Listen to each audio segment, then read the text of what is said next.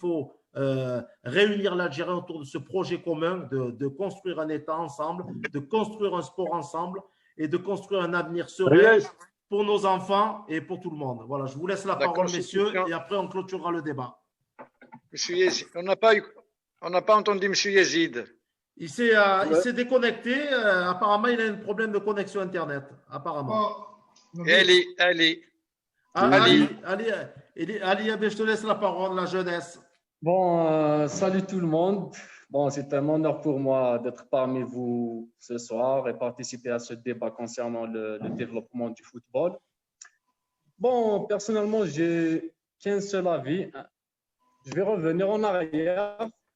En 2017, un symposium s'est tenu au CIC où ils ont dévoilé des recommandations basées sur plusieurs ateliers tels que la formation et le développement, le football amateur, le professionnalisme, le financement, le sport, le sponsoring et la TV, l'arbitrage, la moralisation du football et lutte contre la violence, la problématique des infrastructures, réformes juridiques et relations avec les médias et les institutions, ainsi que la médecine du football et lutte antidopage.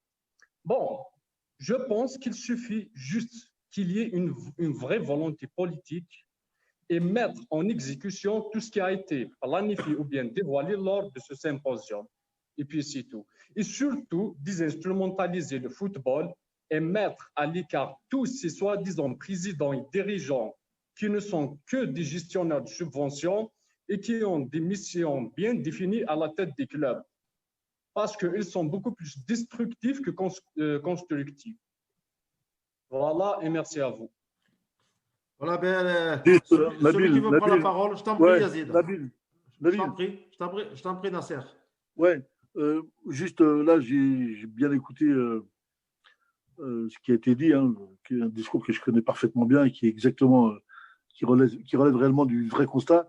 Moi, je dis simplement qu'aujourd'hui, on est dans une situation où l'Algérie se doit aujourd'hui de construire un vrai projet de société qui est d'imbriquer dans cette société toutes les composantes. Et les composantes d'aujourd'hui, c'est 1, sa jeunesse, 2, le potentiel économique qu'elle a, 3, la restructuration de ses infrastructures, 4, mettre en place un espèce de melting pot qui va être ce que l'Algérie devrait être logiquement, parce qu'elle a les moyens, c'est-à-dire qu'elle est capable de créer une économie à travers le sport de très haut niveau, parce qu'elle a tous les moyens pour, hein. Elle a un potentiel financier, elle a un potentiel de matières premières phénoménales, elle a des compétences énormes, elle a une jeunesse, elle a surtout la jeunesse, parce que c'est surtout ça que je dis à tout le monde en Europe aussi, quand je fais des conférences, je dis l'Algérie, elle a une chose que personne n'a, c'est sa jeunesse, il faut l'utiliser.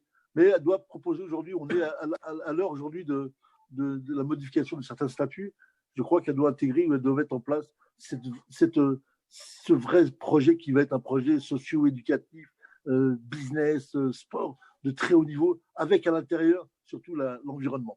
Parce qu'aujourd'hui, on sait ce qui se passe avec l'environnement et les effets qu'elle a. Bon, on l'a vu avec le coronavirus, hein, pas besoin d'expliquer. On a besoin d'intégrer, avoir un pays.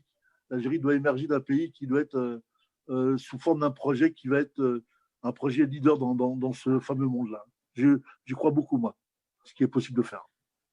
L'investissement sur la compétence. Voilà, bah oui, complètement. Bah oui. Bravo, ça coulait sur la compétence et les ressources humaines. Et surtout une volonté politique. Une vraie volonté politique qui ne va pas monopoliser d'une autre manière le football, mais l'accompagner par rapport aux infrastructures. On y est là. Ils sont en train de préparer une mouture en constitution. On y est actuellement. Il est là le projet. Donc Nasser,